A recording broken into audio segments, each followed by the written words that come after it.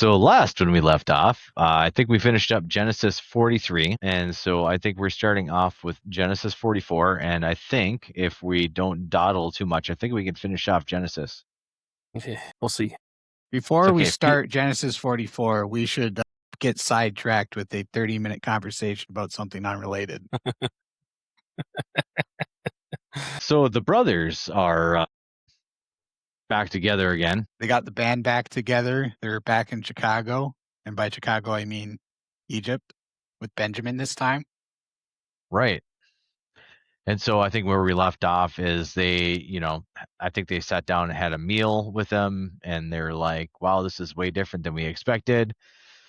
And now we're kind of walking in here the next day.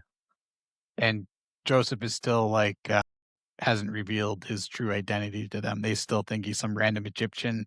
So they were kind of weirded out or amazed, or I'm not sure exactly. They definitely knew it was unusual when he ate with them because it specified that the rest of the Egyptians would not eat with them last time.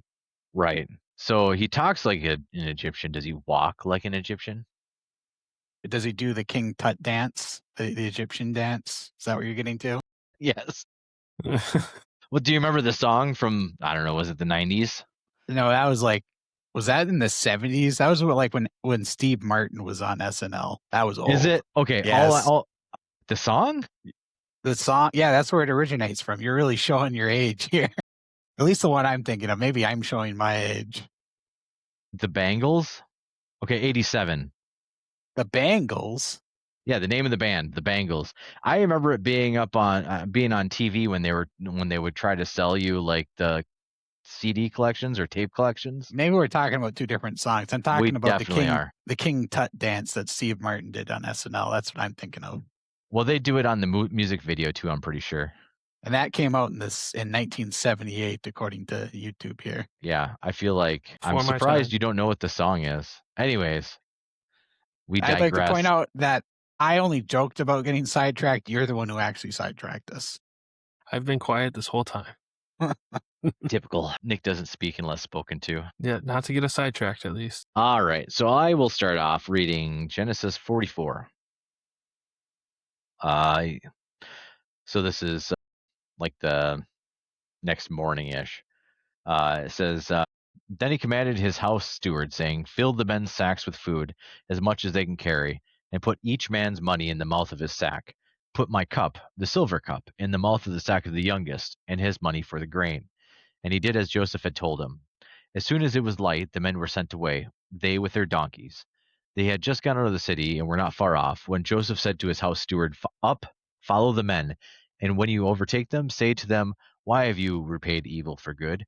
Is not this the one from which my lord drinks, and which he indeed uses for divination? You have done wrong in doing this. So he overtook them and spoke these words to them. They said to him, why does my lord speak such words as these? Far be it from your servants to do such a thing. Behold, the money which we found in the mouth of our sacks we have brought back to you from the land of Canaan. How then could we steal silver or gold from your lord's house? With whomever of your servants it is found, let him die, and we also will be my lord's slaves. So he said, now let it also be according to your words. He with whom it is found shall be my slave, and the rest of you shall be innocent. Then they hurried. Each man lowered his sack to the ground, and each man opened his sack. He searched the oldest and ending with the youngest, and the cup was found in Benjamin's sack. Then they tore their clothes, and when each man loaded his donkey, they returned to the city. When Judah and his brothers came to Joseph's house, he was there, and they fell to the ground before him. Joseph said to them, what is this deed that you have done? Do you not know that such a man as I can indeed practice divination?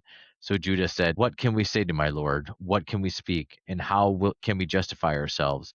God has found out the iniquity of your servants. Behold, we are my lord's slaves, both we and the one in whose possession the cup has been found.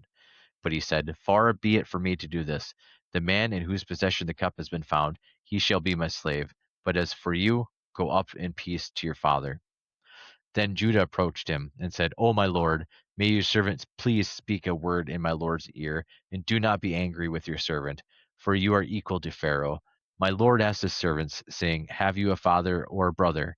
We said to my lord, We have an old father and a little child of his old age.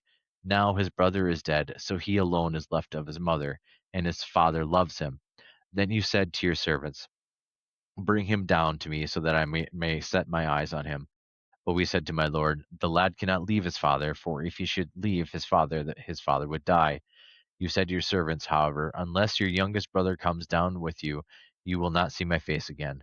Thus it came about when we went up to your servant my father, we told him the words of my lord. Our father said, Go back, buy us a little food. But we said, We cannot go down. If our youngest brother is with us, then we will go down. For we cannot see the man's face unless our youngest brother is with us. Your servant, my father, said to us, You know that my wife bore me 2 sons, and the one went out from me. And I said, Surely he is torn in pieces, and I have not seen him since. If you take this one also from me, and harm befalls him, you will bring my gray hair down to Sheol in sorrow. Now, therefore, when I come to your servant my father, and the lad is not with us, since his life is bound up in the lad's life, when he sees that the lad is not with us, he will die. Thus your servants will bring the gray hair of your servant our father down to Sheol in sorrow. For your servant became surety for the lad to my father, saying, If I did not bring him back to you, then let me bear the blame before my father forever. Now, therefore, please let your servants remain instead of the lad a slave to my lord, and let the lad go up with his brothers. For how shall I go to my father if the lad is not with me, for fear that I see the evil that would overtake my father? So essentially here, Joseph sets them up Again, again. And this obviously, sticks him with a cup this time, so he can basically accuse them of thievery, and calls them back. But Judah is like, "Can I stay instead? Because if we don't send him back, terrible things are going to happen." He doesn't mention the fact here that was it Judah that offered his children be killed if Judah Benjamin or didn't Reuben? return, I think it was. or is it Reuben? I was thinking it was Reuben, but I could be wrong. Let's see if I can find it here. Uh, Yeah, it was Reuben in Makes 42, verse 37. Then Reuben spoke to his father, saying, Kill my 2 sons if I do not bring him back to you. Put him in my hands, and I will bring him back to you. Yeah. But yeah, basically all of the sons know which of the brothers is the favorite, and they know that their dad's gonna basically die of sorrow if Benjamin also dies like Joseph. Right. To be fair, he's not been sentenced to death or anything like that. Just that he must become a slave essentially. Right. But it seems like Judah is pleading on his behalf, saying, "Take me instead and send him back home." Well, it's because they're not worried about Benjamin dying, although, I'm sure life as a slave runs that risk, but they're more worried about their dad just sort of keeling over dead of sorrow Right. if he heard that Benjamin was enslaved. Right. Yeah. Exactly. So then, going into Genesis 45, Joseph kind of draws the curtain closed on his little charade. Reveals the wizard Indeed. behind the curtain. Okay, I can read this one. Go for it. Then Joseph could not restrain himself before all those who stood by him, and he cried out, Make everyone go out for me. So no one stood with him while Joseph made himself known to his brothers. And he wept aloud, and the Egyptians in the house of Pharaoh heard it. Then Joseph said to his brothers, I am Joseph. Does my father still live? But his brothers could not answer him, for they were dismayed in his presence. And Joseph said to his brothers, Please come near me. So they came near. Then he said, I am Joseph, your brother, whom you sold into Egypt. But now do not therefore be grieved or angry with yourselves, because you sold me here, for God sent me before you to preserve life. For these 2 years the famine has been in the land, and there are still 5 years in which there will be neither plowing nor harvesting. And God sent me before you to preserve a posterity for you in the earth, and to save your lives by a great deliverance. So now it was not you who sent me here, but God, and he has made me a father to Pharaoh, and a lord of all his house, and a ruler throughout all the land of Egypt. Hurry and go up to my father, and say to him, Thus says your son Joseph, God has made me Lord of all Egypt. Come down to me, do not tarry. You shall dwell in the land of Goshen, and you shall be near me, you and your children's children, your flocks and your herds, and all that you have. There I will provide for you, lest you and your household and all that you have come to poverty, for there are still 5 years of famine. And behold, your eyes and the eyes of my brother Benjamin see that it is my mouth that speaks to you. So you shall tell my father of all my glory in Egypt, and of all that you have seen, and you shall hurry and bring my father down here. Then he fell on his brother Benjamin's neck and Benjamin wept on his neck. Moreover, he kissed all of his brothers and wept with them, and after that his brothers talked with him. Now the report of it was heard in the Pharaoh's house, saying, Joseph's brothers have come. So it has pleased Pharaoh and his servants well. And Pharaoh said to Joseph, Say to your brothers, do this, load your animals and depart. Go to the land of Canaan. Bring your father and your households and come to me. I will give you the best of the land of Egypt, and you will eat the fat of the land. Now you are commanded, do this, take carts out of the land of Egypt for your little ones and your wives, bring your father and come. Also, do not be concerned about your goods, for the best of all of the land of Egypt is yours. Then the sons of Israel did so, and Joseph gave them carts, according to the command of Pharaoh, and he gave them provisions for the journey. He gave to all of them, to each man, changes of garments, but to Benjamin he gave 300 pieces of silver and 5 changes of garments. And he sent to his father these things: 10 donkeys loaded with the good things of Egypt, and 10 female donkeys loaded with grain, bread, and food for his father for the journey. So he sent his brothers away, and they departed, and he said to them, See that you do not become troubled along the way. Then they went up out of Egypt, and came to the land of Canaan to Jacob their father. And they told him, saying, Joseph is still alive, and he is governor over all the land of Egypt. And Jacob's heart stood still, because he did not believe them. But when they told him all the words which Joseph had said to them, and when he saw the carts which Joseph had sent to carry him, the spirit of Jacob their father revived. Then Israel says, It is enough. Joseph my son is still alive. I will go and see him before I die. Yeah, what a shock, huh? It's been years, and he's assumed that his favorite son has been dead, and to find out that he is basically Pharaoh's right hand and prospering and basically saving everybody from the famine. Yep. So, what do you guys think is the importance of, I think it's Genesis 43? Yeah, in 43, where Benjamin gets the 5 servings of food when they're eating, and then now in this chapter where he gets the 5 changes of clothes instead of the singles. I honestly don't know. I pondered it and came up with nothing. It kind of just seems like favoritism towards his full brother, because the rest of his That's the only brothers are thing like I thought of, half too. brothers. Yeah. Yeah, so I think that's part of it. And then I think specifically in this chapter, from the little bit of research I did, because it's always kind of been confusing to me and just been intriguing to me. But there's a possibility that like the 5 changes of clothes, and more so the 300 shekels of silver, was given as more of proof to his father of like his wealth and basically his provisions in Egypt, kind of as a sign of like how wealthy Joseph is. But I'm not exactly sure if that's 100% accurate. I was just wondering if you guys had any other thoughts on it. Yeah, that could be. And then just because he gave them all 1 change. Yeah, he gave them all stuff, but he just gave more to Benjamin. So maybe like all of the gifts were to show his wealth, and then applying Benjamin with more gifts is to prove that it's actually him, because he would naturally be a bit more inclined to his full brother rather than his half brothers. Yeah. Benjamin also wasn't involved with him being sold into slavery, was he? He wasn't, I don't believe. No, I believe he's younger than Joseph. Yeah. But I'm not. Yes. So yeah, I don't even think he was. I don't know where he would have been if he was even born or anything like that. But he wasn't at least around that we hear about. Right. Well, yeah, because at the time, Joseph was the youngest, I believe. Yes. So that would mean that Joseph was younger than him, or, either in his mother's womb at the time, or, yet to be conceived, theoretically, if he Yes. was truly the youngest and not just like the youngest that was up and running around, So I guess, yeah, you'd want to be like, hey, you're the one who didn't, sell me into slavery. So you get 5 changes of clothes, not just one.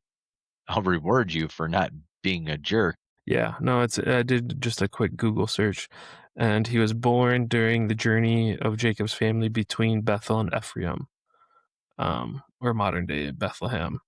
But that his birth was the reason that Rachel died. Like, she died in childbirth. Oh, yeah, I remember that now. Because she named him Ben-Oni, and then Jacob was like, we're just gonna call him Benjamin. Right.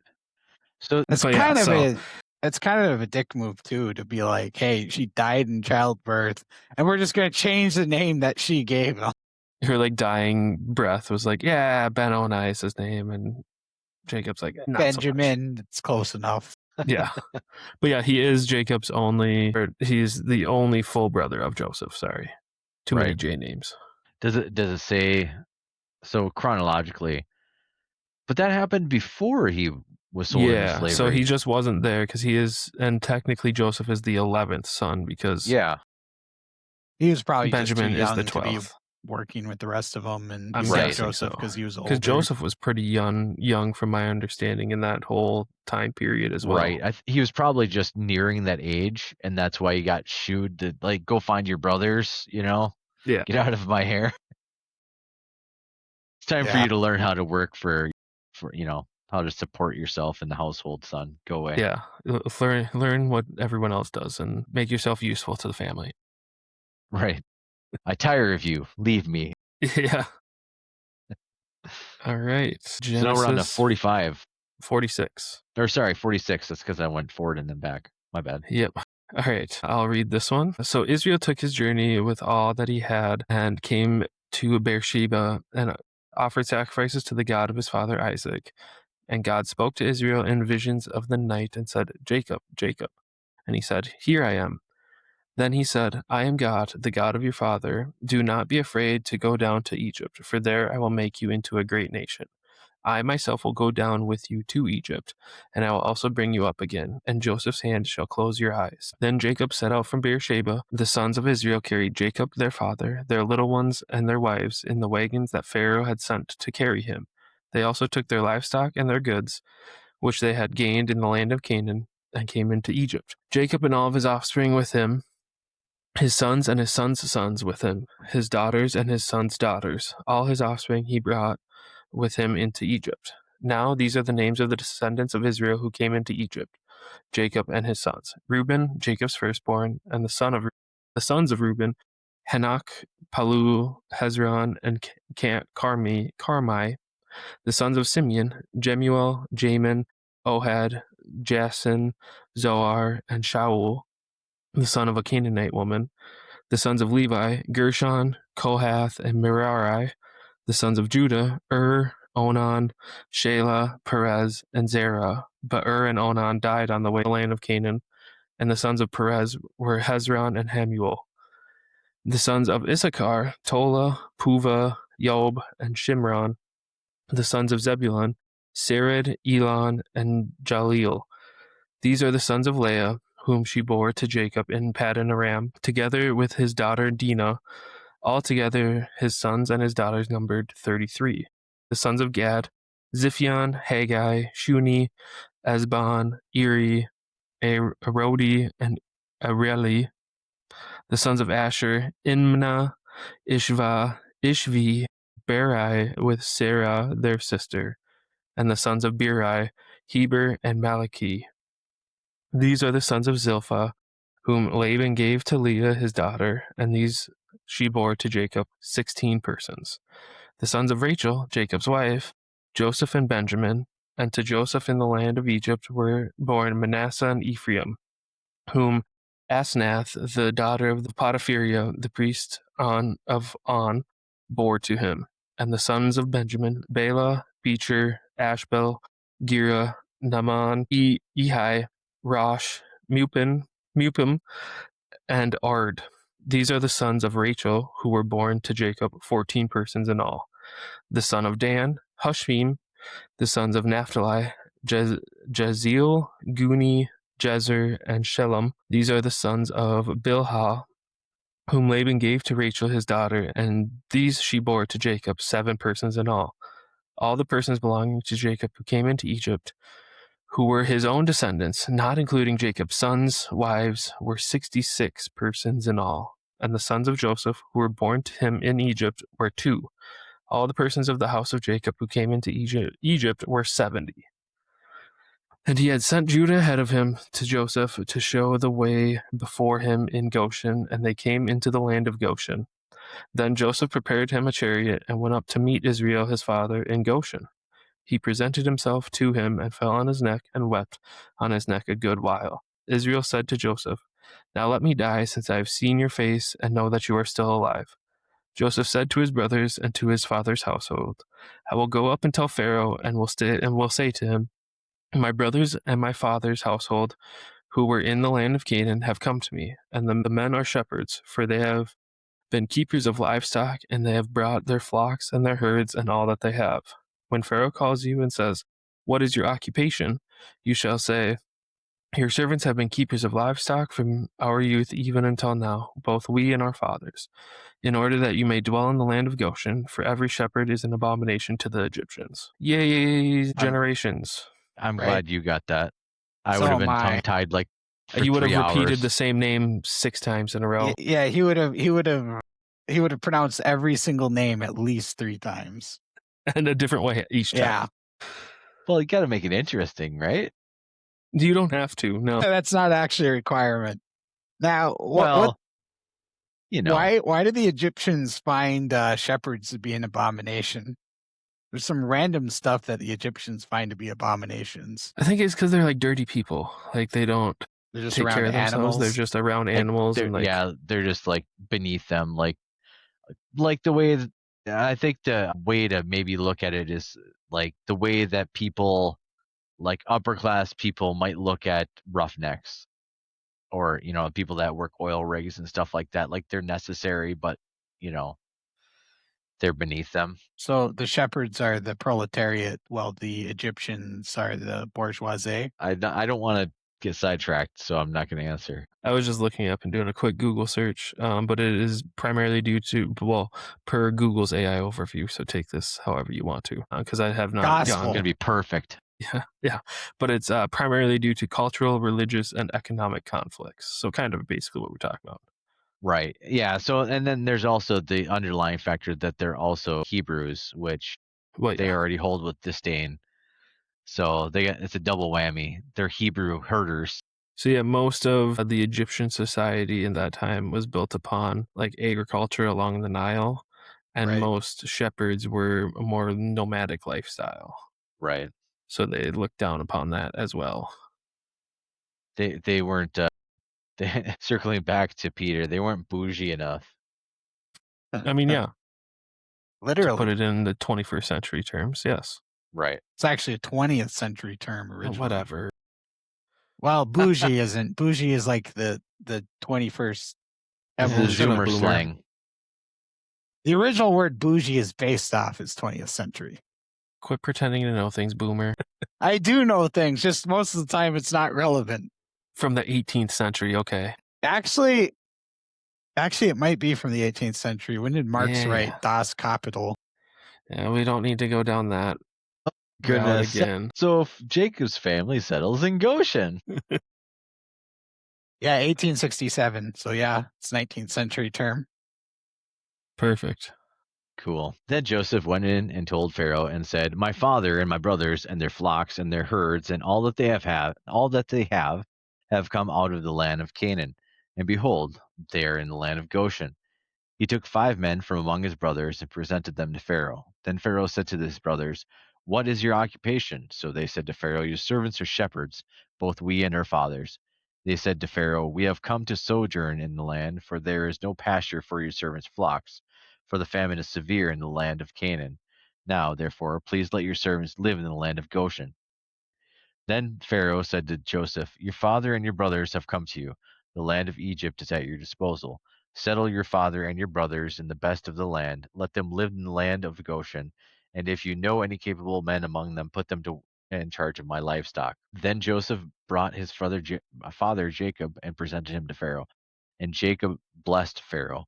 Pharaoh said to Jacob, "How many years have you lived?" So Jacob said to Pharaoh, "The years of my sojourning of 130, few and unpleasant have been the years of my life, nor have they attained the years that my fathers lived during the day of their sojourning." And Jacob blessed Pharaoh and went out from his presence. So Joseph settled his father and his brothers and gave them a possession in the land of Egypt, in the best of the land, in the land of Ramesses, as Pharaoh had ordered. Joseph provided his father and his brothers and all of his father's household with food according to their little ones. Now there was no food in all the land, because the famine was very severe, so that the land of Egypt and the land of Canaan languished because of the famine. Joseph gathered all the money that was found in the land of Egypt and in the land of Canaan for the grains which they bought, and Joseph brought the money into Pharaoh's house. When the money was all spent in the land of Egypt and in the land of Canaan, all the Egyptians came to Joseph and said, "Give us food, for why should we die in your presence? For our money is gone." Then Joseph said, "Give up your livestock, and I will give you food for your livestock, since your money is gone." And so they so they brought their livestock to Joseph, and Joseph gave them food in exchange for the horses and the flocks and the herds and the donkeys. And he fed them with food in exchange for all of their livestock that year. When that year was ended, they came to him the next year and said to him, "We will not hide from my lord that our money is all spent, and the cattle are my lord's. There is nothing left for my lord except our bodies and our lands. Why should we die before your eyes, both we and our land? Buy us and our land for food, and we and our land will be slaves to Pharaoh. So give us seed that we may live and not die, and that the land may not be desolate." So Joseph bought all the land of Egypt for Pharaoh, for every Egyptian sold his field, because the famine was severe upon them. Thus the land became Pharaoh's. As for the people, he removed them to the cities from one end of Egypt border to the other. Only the land of the priests he did not buy, for the priests had an allotment from Pharaoh, and they lived off the allotment which Pharaoh gave them. Therefore they did not sell their land. Then Joseph said to the people, "Behold, I have today bought you and your land for Pharaoh. Now here is seed for you, and you may sow the land. At the harvest you shall give a fifth to Pharaoh. The 4/5 shall be your own for seed on the field, and for your food, and for those of your households, and as food for your little ones." So they said, "You have saved our lives. Let us find favor in the sight of my lord, and we will be Pharaoh's slaves." Joseph made it a statute concerning the land of Egypt valid to this day, that Pharaoh should have the fifth, only the land of the priests did not become Pharaoh's. Now Israel lived in the land of Egypt in Goshen, and they acquired property in it, and were fruitful, and became very numerous. Jacob lived in the land of Egypt 17 years, so the length of Jacob's life was 147 years. When the time for Israel to die drew near, he called his son Joseph and said to him, "Please, if I have found favor in your sight, place now your hand under my thigh, and deal with me in kindness and faithfulness. Please do not bury me in Egypt. But when I lie down with my fathers, you shall carry me out of Egypt and bury me in their burial place." And he said, "I will do as you have said." He said, "Swear to me." So he swore to him. Then Israel bowed in worship at the head of the bed. So Pharaoh acquires everything. Thank you, Joseph. except for the lands of the priests. Right. Also, I like how Jacob says that his days and years have been few when he's 130 years old. Right. I mean, comparatively to some of his earlier generations. Yeah, to Methuselah, he's like a young pup. Well, and realistically, it's basically Pharaoh just gets his own people to be his slaves. Because, like, all of Jacob's family, or Israel, whatever you want to call them, like, they don't have to sell anything. Because everyone sells their livestock to them, basically, is what I'm picking up from this chapter. Yeah, well, they don't sell it to... Well, they sell it to Joseph, which then Joseph becomes already Pharaoh's. talked with Pharaoh, and Pharaoh has Joseph's family watch over his livestock. Right. So they belong to Pharaoh, but Joseph's That's true. family becomes their, for lack of a better term, shepherds. They Yeah. manage the flocks and the horses and the herds and Yeah. all that good stuff. Yeah. So this is like the first recorded usage of like a flat tax system. It's like 20%. Yep. 20% to Pharaoh. And that number's only gone up since then. I don't know what it's like in Egypt these days, but Probably higher than 20%. This might be really dumb. Might show you how smart I am. They still have a pharaoh, right? How does Egypt run now? Do we know? Does anyone know? they're governed. Is it like similar? Well, it changed in the Arab Spring back in like the mid 2000s, but I don't remember. I'm not 100% sure how it ran back then or how it runs now. I'll be 100% with you. I'm pretty sure they're a republic now. I don't know when that changed, though. But yeah, duh, I'm an idiot. It ended with the death of Cleopatra. The 7th. So it's been over 2,000 years since they haven't had a true pharaoh. Yeah, I know they haven't had a pharaoh in a long time. So it's ancient for centuries after Egypt was ruled by various different modern monarchies. The final king was King Farouk, who was overthrown in 1952. They are a republic now. In 1953 is when they started using a republic system. The current president is Abdel Fattah el-Sisi. I'm sorry if I pronounced that wrong. Yeah, it looks like the He's parliament been in office would since choose 2014. Parliament would choose the president from 52 until 2011 when they had the Arab Spring, the Egyptian Revolution of 2011. Gotcha. And then that's when they implemented direct elections for it rather than the parliament electing it. Gotcha. So it went from 12 like years a in office republic. seems too long. It went more from a republic to a. Don't mind me just being a complete idiot with that question. To be fair, I had no clue what their government was like either until we just looked it up. Right. Yeah, no, it's fair. My hot take is all political positions should have term limits. End of story. Yeah, good luck getting like dictators, politicians to to vote that. themselves out of office. Yes, it's like a whole dictator. That's the whole thing about dictators. Right. But yeah, no, we don't need to go down that rabbit hole. Too late. Okay. Now we're on. Well, we don't have to go down. We discovered the rabbit hole. We don't have to go down it. We can leave that for its own episode sometime. Yeah, well, in the episode where we cover like the Ottoman Empire, we can, go into that more. Oh, so funny. Never mind. We won't go down that rabbit hole either. I thought he was going down the rabbit hole. Were you about to make a reference to Captain Clark's Ottoman Empire? Yeah, yes. We can do that. That'll be our sidetrack. That'll be our sidetrack after we finish with this. Good. Mike doesn't even know what we're talking about. But yeah, no clue. I'll explain it to him. I made the exact same joke too. I was watching it with my brother right before the cameraman made the same joke. I'm like, no, is he a pirate or a? Anyway, it's weird. okay. Yeah. No. Okay. Chapter 48. Genesis 48. So we're talking about Israel's final days here, I think. Yep. Peter, do you want to read this? Yep. Now it came to pass after these things that Joseph was told, indeed, your father is sick. And he took with him his two sons, Manasseh and Ephraim. And Jacob was told, look, your son Joseph is coming to you. And Israel strengthened himself and sat up on the bed.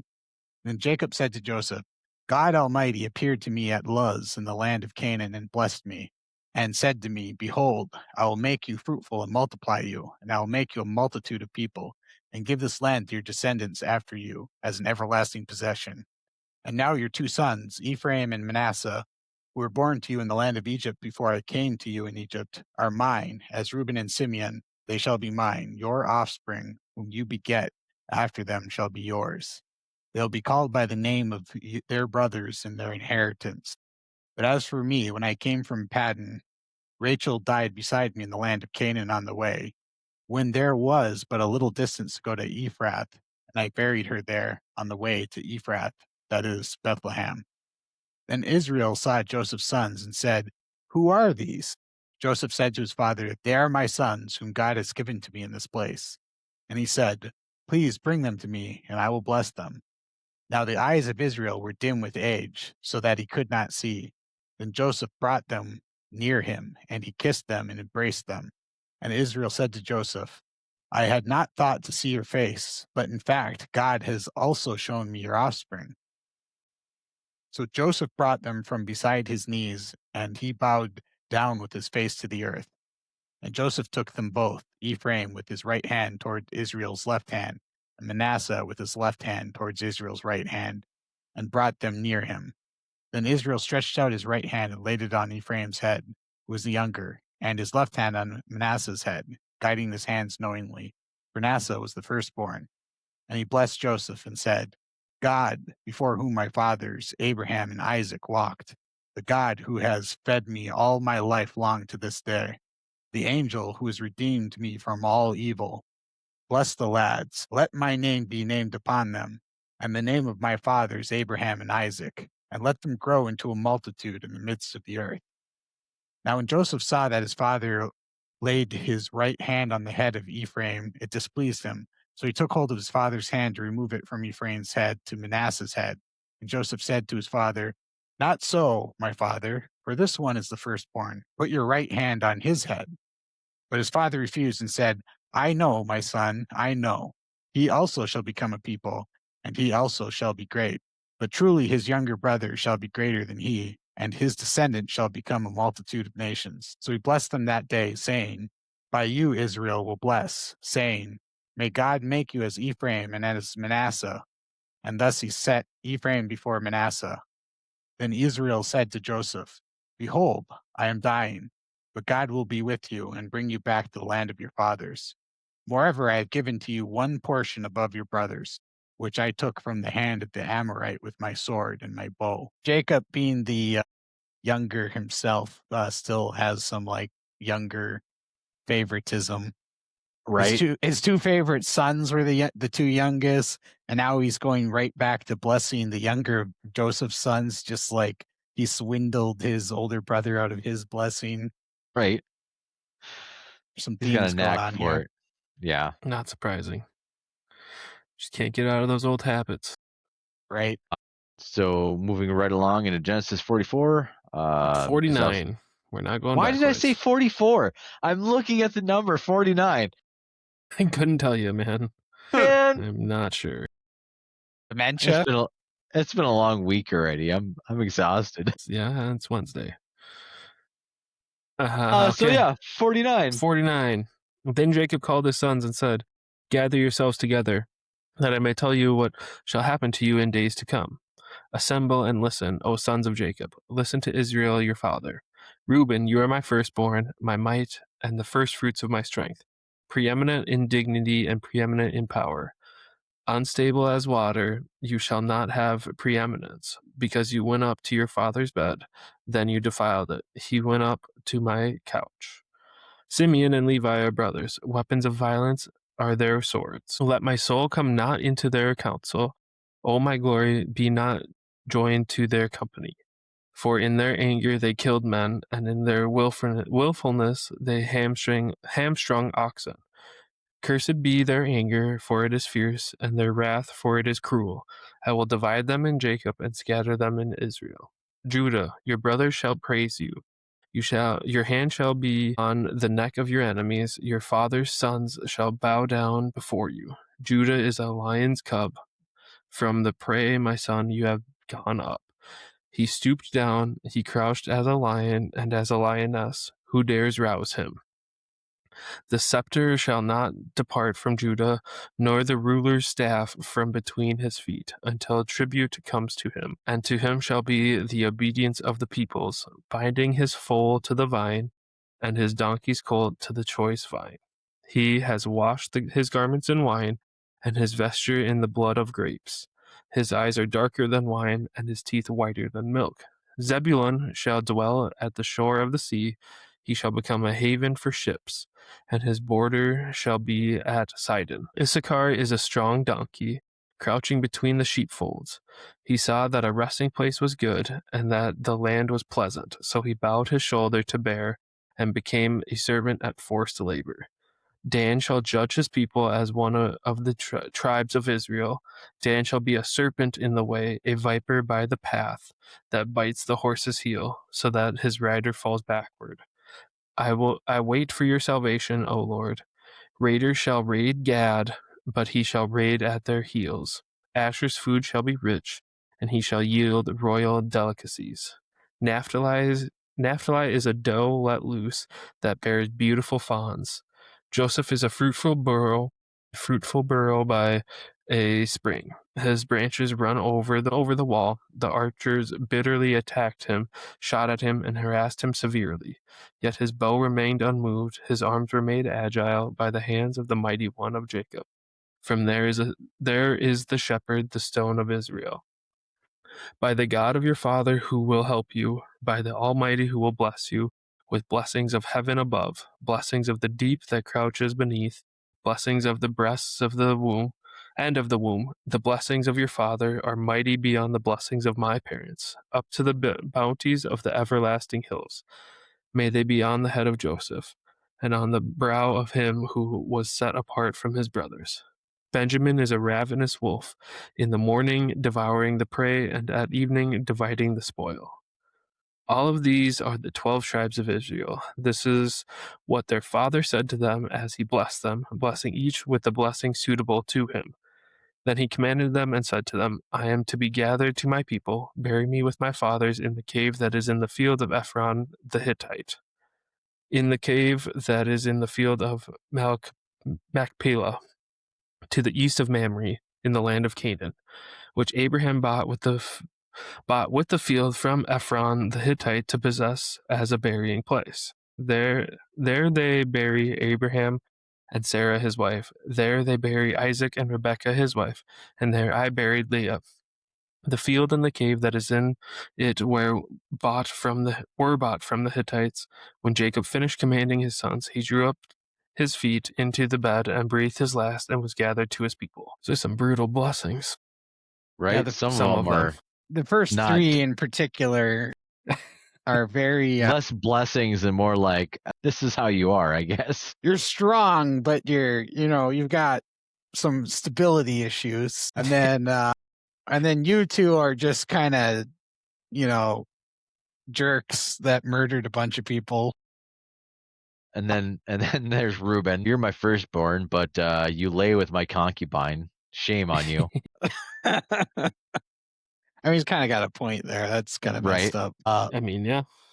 Well, it is. It's definitely messed up. And then there's a bunch of prophetic stuff in the blessing of Judah, since all the stuff with the donkey and let's see, where was it? Where the heck? Which one are you looking for? Oh, yeah. In verse 11, binding his donkey to the vine and his donkey's colt to the choice vine, he washes garments in wine and his clothes in the blood of grapes. Like, those are some clear, messianic prophecies there for Jesus. Mm-hmm. And it's kind of interesting that Levi, one of the 2 brothers that killed all the guys after they were circumcised for what they did to their sister, the tribe of Levi becomes, the priest class later on.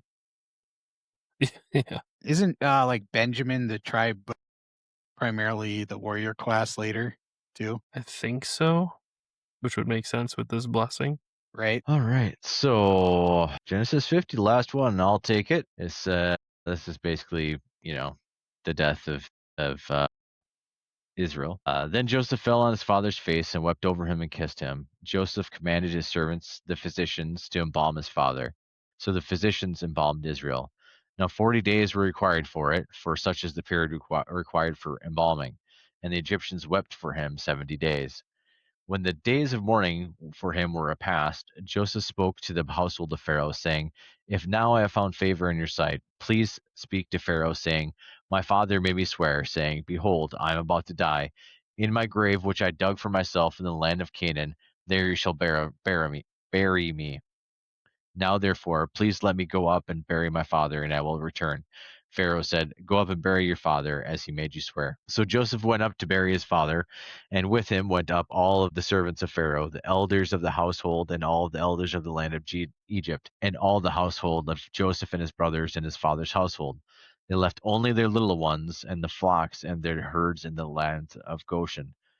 There also went up with him both chariots and horsemen, and it was very great company.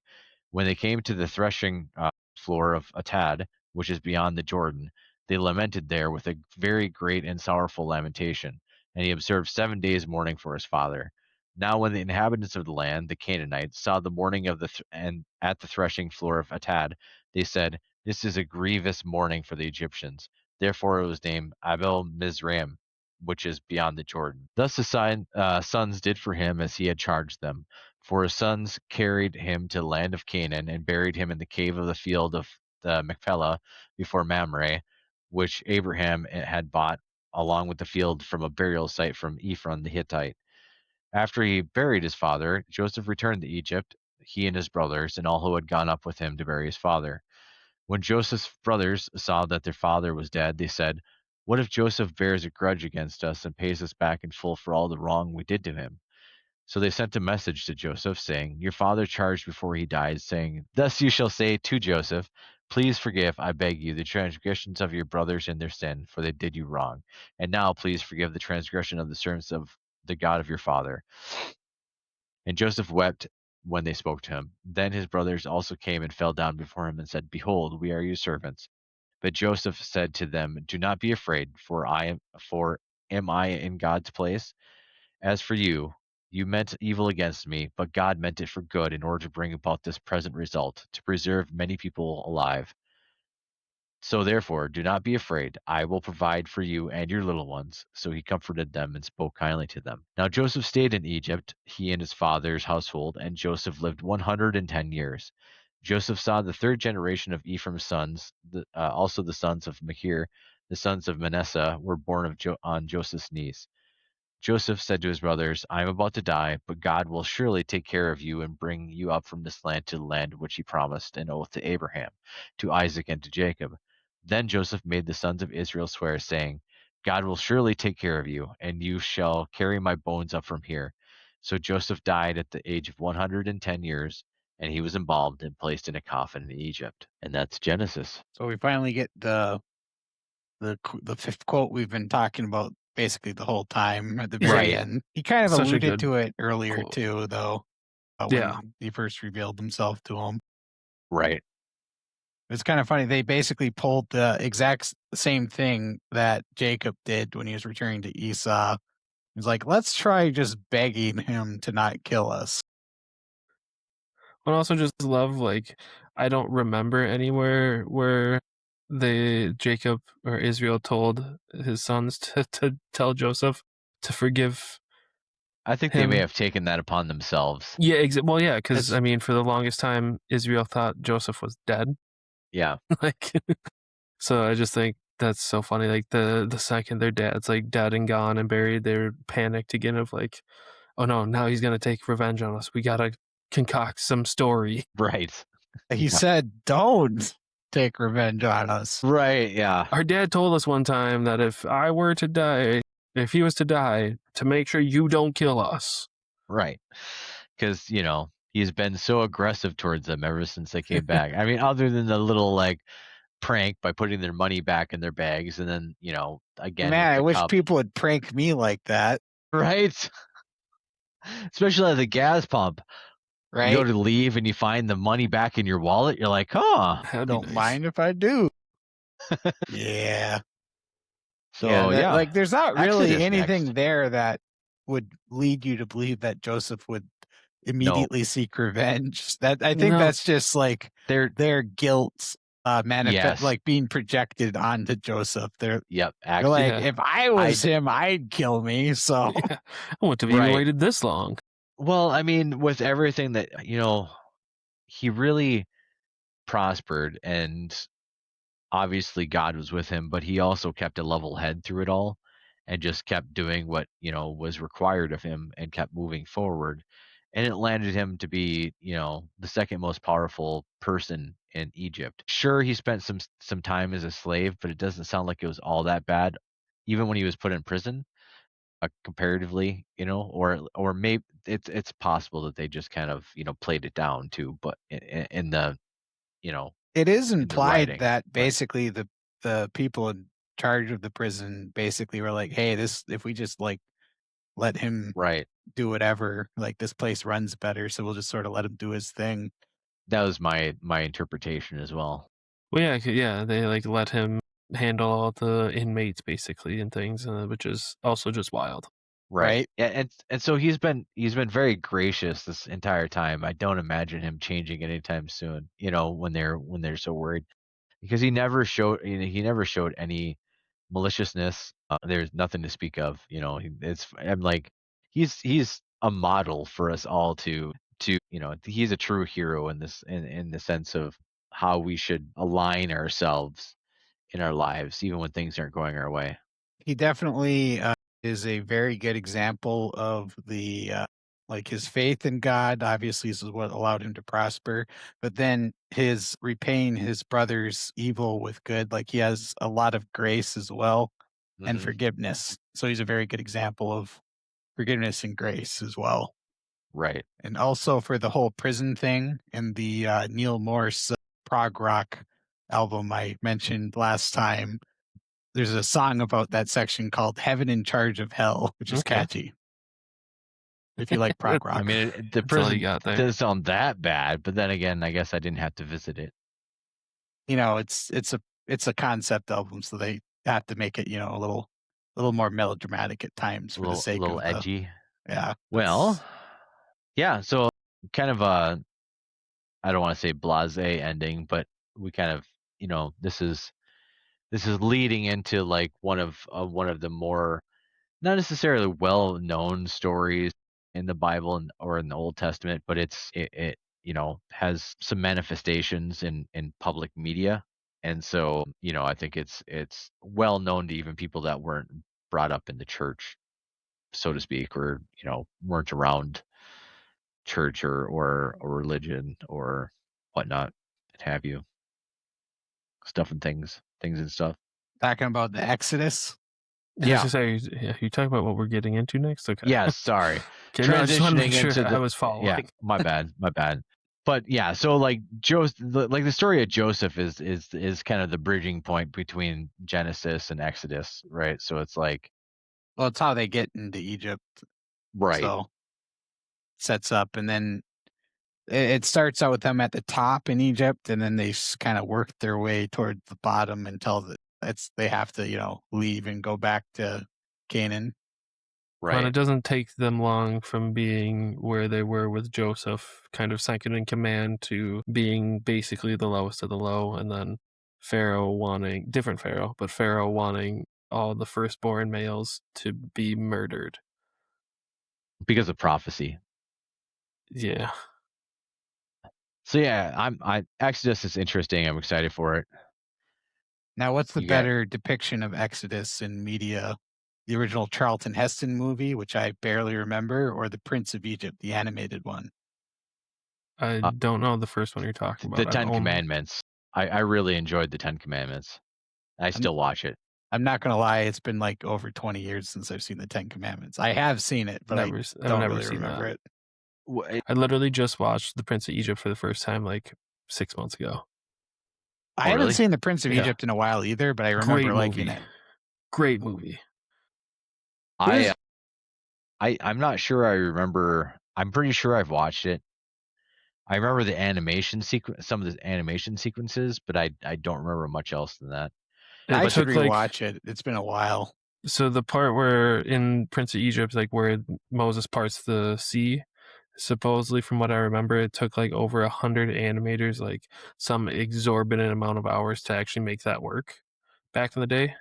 But yeah, it's very, very interesting. I didn't think that movie was that old. It's like early 2000s. I want to say 98. Oh wow, it's even so earlier it's like than that.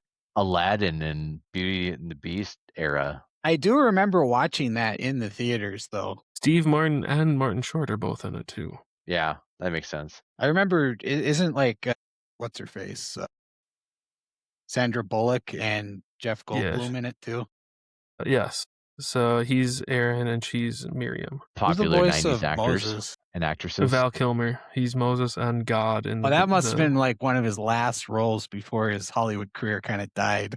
Before he got throat cancer? No, his career died before he got cancer. Well, then he actually died now from the throat cancer, but his like Hollywood career died. Yeah, I don't know how long he fought the cancer. Just like Steve Martin is in the Prince of Egypt, Val Kilmer was a real jerk. He was the jerk. Is anyone getting this reference? Nope. Steve Martin was in a movie called The Jerk. Mm, He was born no. the son of a poor black man. Interesting. Steve Martin was in a Yep. lot of movies. The Jerk was a pretty funny one. I think he's still acting, isn't he? Yeah, he was still in. I think most recently was Only Murders in the Building, which is I thought I the saw- Hulu original TV show. Okay. Really good show. I thought I saw an advertisement for a movie sometime recently. Maybe Let's a see. Netflix thing, or I don't remember. Let's see. I haven't seen anything with Steve Martin in a minute. He still looks the same. Right? Well, he hasn't aged since like 1980 because his hair turned white and then he just Yeah. stopped aging. I can relate. Like my beard's turning white. He was white. His beard, his hair went like white when he was like in Yeah. his late 20s, early 30s. Goodness gracious. Yeah, Let's I don't know. see. He looks a little more frail now, but he still looks the same. He's in. He's in the John Candy I Like Me movie. Came out last year, I guess. It's a I don't have no- documentary, it looks like. Yeah, John it's American. Candy? Yeah, it's supposed to. It's yep. The legend. I have no idea who that is, to be completely honest with you. It You doesn't don't know who look like John he, Candy is? No. Goodness What? gracious. how. Wow, he's an You can actual say it. Zoomer. You can say names, and I wouldn't really See, know I'm them. usually the one that struggles with names. What's going I on don't- here? Candy was like one of the old comedians from like the 80s and 90s. He was like the fat guy in those movies. That'd be funny. Do you know Dan Aykroyd, Chevy Chase? I know Chevy Chase. I don't know. I know the name Dan Aykroyd, but I couldn't tell you a movie he's on. I'm not a big movie person. Do you remember? Have you seen Blues Brothers? I have seen Blues Brothers. He was the one.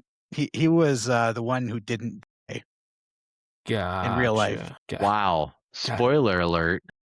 Oh yeah, John Belushi's dead. Spoiler alert. Yeah. But yeah, I'm not. My wife gives me so much crap because she will name she would be very surprised. I think I've watched Blues Brothers because of her because she loves it. But she would always name movies, and I'm like, yeah. The Blues Brothers scene is worth it alone for when they go back to the orphanage with the nun who runs it, and they can't stop from cursing, so she keeps hitting them with the ruler, and that causes them to curse again. So at one point, she's just like whipping the ruler back and forth between the two of them while they're cursing the whole time. It's a great I don't remember movie. that at all. The scenes that I remember are them like doing ridiculous things with that old Ford Oh, yeah. LTD. John Candy's in Blues Brothers. He's the guy chasing him wearing the sunglasses the whole time. You're right. Okay. It's like the fat guy when they're at the show at the very end, and he's like, we can chase him later. Sit down and enjoy the show because they're on stage. That's John Candy. Fair enough. I don't feel nearly as uncultured anymore. I got Nick here to help prop me up a little bit. And somehow movies are not my thing. Well, I guess that's the only reason you got my Backrooms reference is because the movie just came out. Yeah, I just watched it over the weekend. Okay, fair. For you uncultured person there, Mike, in the Backrooms, there's a furniture store that's called Captain Clark's Ottoman Empire. It's like a pun. Such a great name. It is. And there's a scene where they're filming like a really like crappy local like UHF commercial for the store on a cheap camcorder. And the guy who's like doing the filming is like, I don't get this, man. Cause like Clark, the character Clark is like dressed up in a pirate outfit. And he's like, I don't get this, man. Are you supposed to be like a pirate or a sultan? And I literally had just made that same joke. I was watching it with my brother Paul. I had just made that exact same joke like 2 minutes earlier before they made the joke in the movie. It's pretty great. Yeah, no, it was very funny. I saw that the beginning part when they walk into the store and it's called whatever, the Ottoman Empire. I looked at my wife because we watched it at the drive-in theater in Long Prairie over the weekend, and I was like, I swear, this should be a Bob's Burgers reference because Bob's Burgers just always does tons of puns, and I thought that's what it made me think of. But it's a good pun, and it made no sense that he was a pirate. I did not get that at all. It doesn't matter. Just keep filming. Yeah. What a weird It was a pretty movie. good movie, though. Yeah, it was good. Like, there's like, I guess, a whole online, one of those, what do they call it? Like, it's like a whole universe thing of Yeah. lore behind it, which I've looked into some of it, which explains like a lot of because it starts out with the Async Corporation guy who's like running around in his hazmat suit. So that if you haven't watched any of like the background lore, none of that made any sense, but it kind of makes sense once you get, and it explains some of the other stuff, like the caveman and stuff like that. It explains what those are if you know the background. They basically use them as like, spoiler alert. Are you ever gonna watch this movie? No, this is a fair spoiler alert to let out for other people though, because it is a new movie. Fair. It's a good movie. We don't care about nobody Mike. cares about me. They're worried about the 3 people that are going to see this video. Hey, yeah. Well, if you know, it is a good suspense thriller though.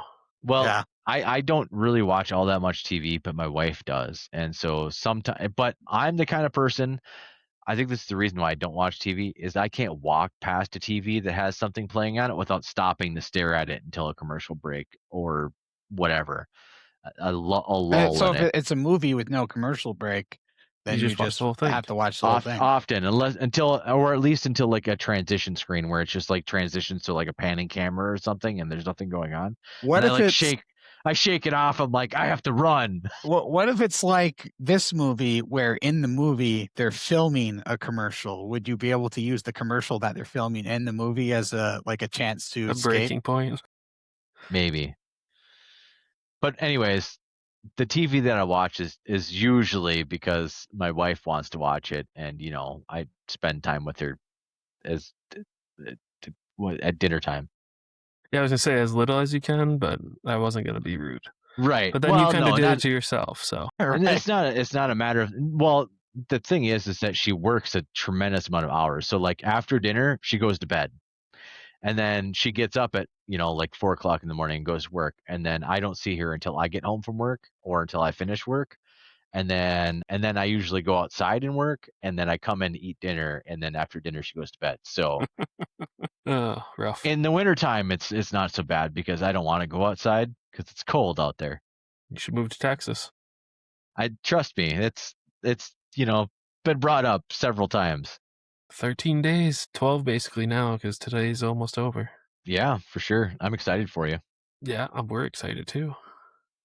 Are you gonna? Pain. I'm sorry. You told me once already? Is someone near San Antonio? Is that right? Yeah, we know.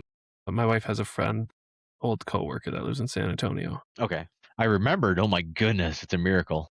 Now the one caveat here is like this is probably the worst time of the year to move to Texas. It probably would have been a slightly better transition if you like moved right before winter. Yeah, that's why we're like, if we can make it through July, August, we can make it through any weather in Texas. Texas is okay. So if in that area of Texas, here's what you're looking at. You're looking at 2 or 3 months out of the year where you don't spend a whole lot of time outside unless you get really used to it because it's hot. But that's a heck of a lot better than not being able to spend any time 9 months out of the year because it's too cold. So it's like you're just trading one for the other. Yeah. It's like one place you need AC, one place you need heat. I mean, it's like, yeah. Well, here you need both. We could live without AC here. It's probably the reverse. I don't think I could live without AC in Texas. Yeah, that would be, well, especially for June, July, August would be very tough. Yeah, I'm sure the people that have lived there all their lives and, grew up there and everything probably, won't bat an eye. But for those of us who melt when it gets above 75 degrees, guilty. I'm getting better, though. I don't know what it is. Like some years, it doesn't bother me at all. I could be outside 90 degrees working, cutting wood, whatever. It doesn't bother me until I come inside and then I'm dying, right? Even though it's cold inside, it just feels hot. I don't know, just whatever. But yeah, some other years, like I go outside and it's above 80 degrees and it's like, nope, can't do it. Just inside I go. I worked a whole summer for True Green out of Pequot, working like 16-hour days, 6 days a week out in the heat of the Minnesota heat in long pants and long sleeves for literally like 15 to 16 hours a day. And ever since then, I've been a lot better about the heat. Yeah. I mean, I know Texas is going to be way different, but I had heat exhaustion when I was a kid. sucks. And I've been like really sensitive ever since then. And it was like the worst experience of my life. It was like I got to that point where like you can't eat or drink anything because you just your body rejects it immediately. So like all you can do is just take the tiniest little sips, like and oh man, it was rough. It's like a week of that. It was a weekly occurrence when I was working outside for True Green. I Yeah, literally I think I lost like 55, 60 pounds that summer because I could not eat until like 3 hours after my shift when I would get home yeah, because my body had finally cooled down. I drank like 2.5 gallons of water a day. It was wild. It yeah. was not fun. Like you never even peed during your whole shift. It was probably just all sweated out. Basically, yep. Well, I used to roof, and it gets pretty warm up there on the roofs, especially once you start laying shingles, Yep. because it's like that all they just collect the heat and then radiate it. So and it's like the roofing isn't so bad because even though it's hot up there, you're up high enough that you get the wind. The Yeah. worst part is the setup. So you're like humping shingles up ladders and stuff. You got like 3 Yeah. bundles of shingles on your shoulders. You're climbing up and down the ladders. That is brutal when it's hot outside. I tell you what. Yeah, my dad, when I was a teenager, my dad had his own roofing company, and my cousin and I got the joy of getting to do the brunt Yeah. work for him. Yep. So we did not haul 3 bundles at a time. We each hauled 1 bundle at a time, but that was enough as like a 14-year-old. Well, right. Yeah. Well, I mean, a bundle is what, like 30 pounds, 35 pounds, something like that. Yeah. So, yeah, I mean, at that age, yeah, for sure. Yeah, Well, no, when the first time I did any roofing, I think I must have been right around 18. And at the time, I could do 1 or I could do like 1.5. Like if I split a bundle, I could do. And then, of course, a couple of years later, it's like, I ain't got time for this. So you just, but at that point in time too, we found out that it's a lot.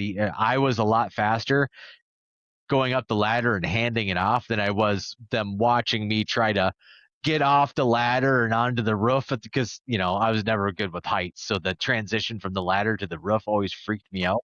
Yep, not fun. And so them watching me struggle, they're like, you know what, just hand it here. And it went a lot faster after that. I helped my dad re-roof his shop a few years back, and the best way to get shingles up on the roof is to have a guy with a giant tractor just lift the bucket up to the edge of the roof, and then you just sort of like move a few feet. Yeah. When we did my roof, I don't know how long ago that was, Peter. Was that like 4 years ago, something like that? 5 years ago? Yeah. Well, I just rented one of those ladder jacks. You just, it's on. You start the engine, you throw a few bundles on there, it climbs it up to the top of the roof. You just grab them and put them where you want them. You're like, worth it. Work smarter, not harder. Oh yeah, I mean, it's $100 easy. I don't care. Dude, I mean, that's gonna be worth the saved labor because schlepping all of those up and down the stairs, you're gonna tire. Like that's energy that you can then use on the roof itself, or the fact that I can't move the next day because my legs feel like they're on fire. Anyways, we kind of went down a different rabbit hole that time, but it's at the end this time, so it's fine. I mean, as long as we save most of it at the end, then it's fine. Right. Anyways, I think now would be a good time for us to do our prayer. First, I'd just like to say, as I usually do, if you guys have any prayers that you'd like us to, say for you or to anybody that you'd like us to pray for, you can absolutely comment in any of our videos. We keep an eye on that. We'd be happy to do that for you. If you don't want to put it out on the internet, and that's perfectly fine, you can email us at scratchthescripture@gmail.com. I'll try and put it in the video in the description, so you can just click on it and send us an email if you want to do it that way. And you can send any other communications that you might have that way if that's your preferred method. Not everybody wants to put all their information and all their personal things out on the internet, and we understand completely. And so with that, Nick, I'm going to throw you under the bus one more time for Genesis here, and if you wouldn't mind closing us out. Sure. Dear Heavenly Father, thank you for today. Thank you for the blessing of allowing us to meet and just allowing us to have this Bible study over the past few months and get through the first book of the Bible, Genesis. And I just pray that you will continue to be with the 3 of us as we continue to move on with this study group for us. And I just pray that you will be with all of our viewers. And I just hope that not only the three of us can continue to grow and learn more about you, but also anyone who decides to tune in and watch these videos in the long run as well. And we just pray that you will just continue to watch over our friends and our family and all the people we have on our prayer list individually, and just watch over anything that the three of us or our families may be going through, or any viewers as well. We know that you're the perfect God who can see all things and know exactly what each and every one of us needs in each and every moment, even if we don't necessarily agree with that the moment. So just continue to watch over us and help guide us to be just better stewards of you. And we just pray that your will be done in all things. We ask all this in Jesus' name. Amen. Amen. So one last thing here real quick. We kind of discussed previously at one point in time about maybe doing specific subject matter videos in between books, and that's something that we're talking about. We haven't chosen a topic necessarily, so we might do that this for our next episode. If you guys have any requests on topics you'd like to have covered, you can also let us know those requests, and we can see about getting together and recording something about that. So that's it. That's all I got. You guys got anything? You missed the opportunity to say, because it's Genesis themed, you should have thrown Nick under the ark at the bus. Fair. I didn't have enough water. That's funny. That's funny. All right. Well, thanks everybody. Take care. God bless. See you in the next one. Bye.